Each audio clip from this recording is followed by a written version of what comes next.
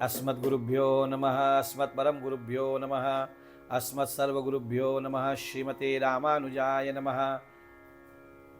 लक्ष्मीनाथसमारम्भां नाथयामुनमध्यमाम् अस्मदाचार्यपर्यन्तां वन्दे गुरुपरम्पराम्।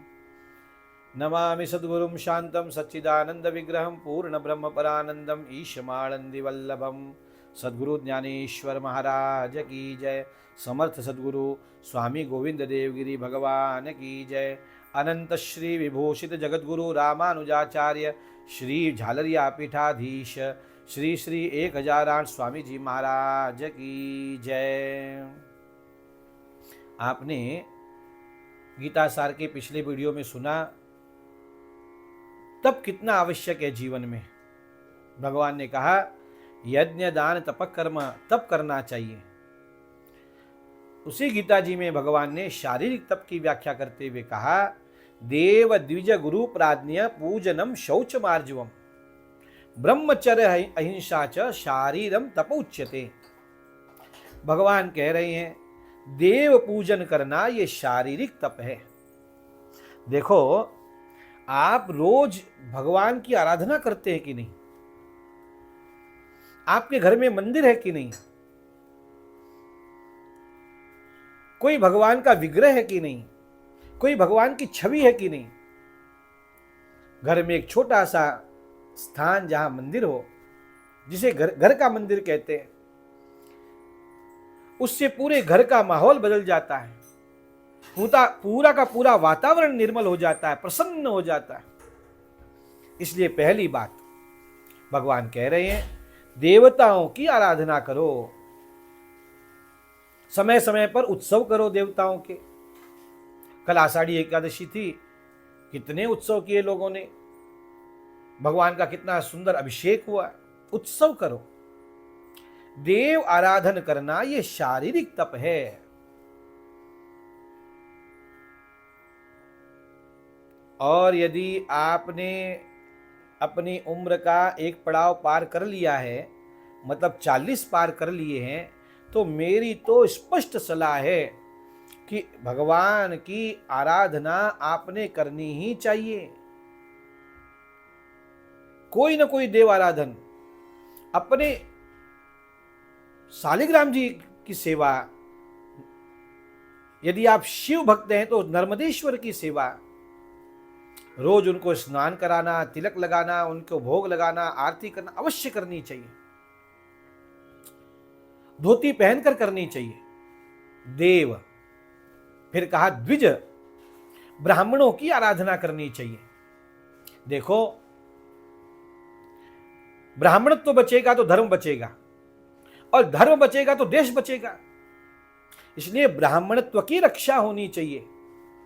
हमारे यहां पर सबसे श्रेष्ठ माने गए ब्राह्मण भूदेव कहते हैं उनको, क्योंकि उनके जीवन में बहुत तप होता है, त्याग होता है। ठीक है, आजकल कुछ ब्राह्मण हैं जो धन का संग्रह कर लेते हैं, कुछ हैं जो कुछ भी खाने पीने लग गए हैं, वो उनको छोड़ दो, उनकी बात नहीं कर रहे हैं हम लोग। हम चर्चा कर रहे हैं त्यागी ब्राह्मण की, जिनसे धर्म टिका है। ऐसे ब्राह्मणों की आराधना करनी चाहिए। ब्राह्मण दिखे कि ब्राह्मण को पूजन प्रणाम करना चाहिए, यही उसका पूजन है। प्रणाम करना ये एकोपचार पूजन है। ब्राह्मण की पूजा करो, सेवा करो, मान दो, उसे सम्मान दो। जहां ब्राह्मण दिखे प्रणाम करो।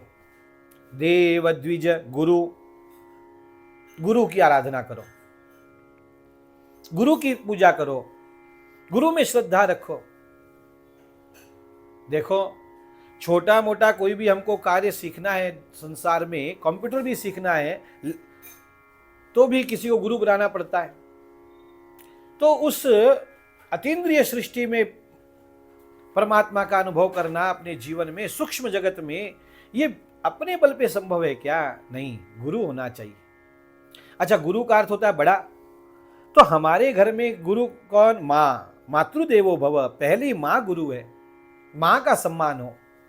पितृदेवो भव, पिता गुरु है, पिता का सम्मान हो। और फिर सब बड़े दादाजी हैं, दादी हैं, बड़ा भाई है, बड़ी भाभी है, बड़ी बहन है, जो हैं बड़े, उनका सम्मान, उनको आदर देना।